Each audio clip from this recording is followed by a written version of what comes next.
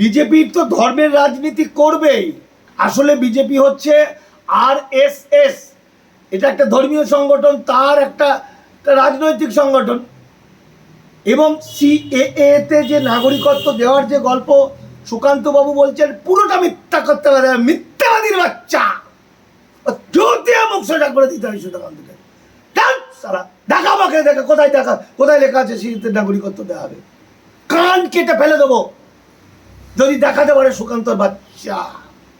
আজকে উদ্বাস্তু মানুষদেরকে একটা বাঙালি হয়ে আজকে বাঙালি জাতিকে ধ্বংস করে বাংলার দেশভাগে বলি হওয়া অখণ্ড ভারতের ভূমি সন্তানদেরকে কৃতদাস বানাবে সুকান্ত।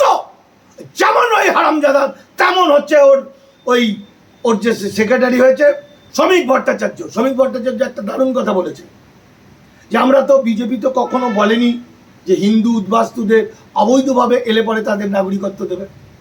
এরপর গান্ডু উদ্বাস্তুরা অসীমের পাল্লায় পড়ে সিএতে আবেদন করছে।